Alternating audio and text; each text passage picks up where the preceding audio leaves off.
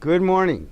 Jeffrey Friedman, Senior Commodity Broker, RJO Futures, here in Chicago on September 24th with morning comments, Stock Index Futures. I always give you the word of the day or the comment of the day, and I would have to say disappointment. It looks like in Europe they're having a disagreement on the timetable for handling the problem. Also, disappointment in China with their manufacture and retail sales. And their unemployment might even go slightly up. Germans' business confidence was unexpectedly fell, so again, Europe is struggling, and they're not on the same page from one sector of Europe to the other. And that's putting pressure on the stock index futures. This would be, if we close lower today, this would be the third day in a row.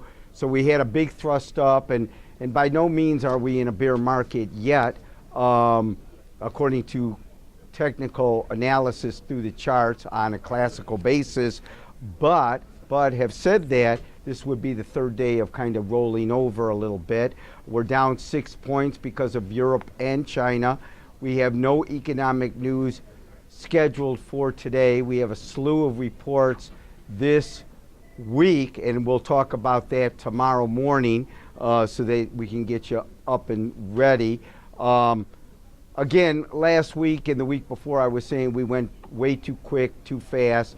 I think we're up about 16% in the stock indexes. So it might be 13 or 14%, but you can see that's a heck of a year going into it. So the word of the day is we're thinking about China. Remember, when China catches sneezes, the world could catch a cold. We don't know if we're going to catch a cold, especially still being in a bull market. On a technical point of view, let's take a look at the December S&P futures. That's the biggest contract, the most volume, and the broadest index.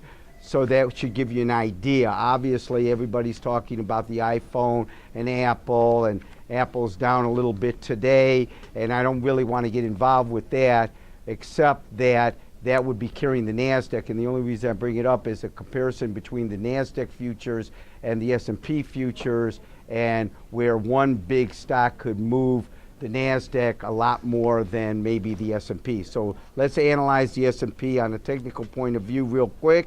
Looking at it through that point of view, your first number that I want you to concentrate on would be 1418, 1417, 1416, in that area. A close underneath that level would be probably a trend change and put the bears more in command. Where are we right now? We're down 6 approximately. We're at 1446.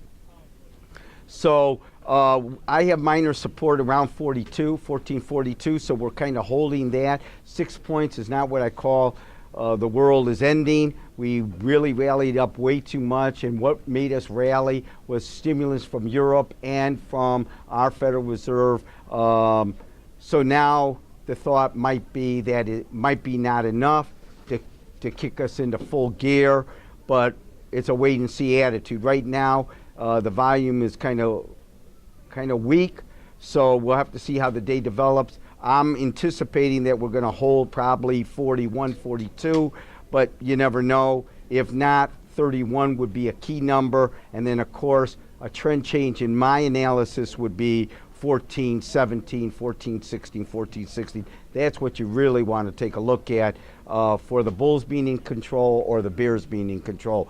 You know, obviously on the way up, 1465, 1475, and then 1493. We are kind of in a pullback profit-taking mode at the moment. Remember always, this is just Monday morning. We got a slew of reports coming, so we'll see how that all develops. We'll see what the conversation is in Europe and see if they can get to some kind of an agreement on how to help them out. As always, trading futures or option to futures involves risk of loss, not suitable for everyone. You should be calling me, Jeff Friedman. The number's below, or email me. I'd love to talk to you about any market you'd like. Good luck, good trading.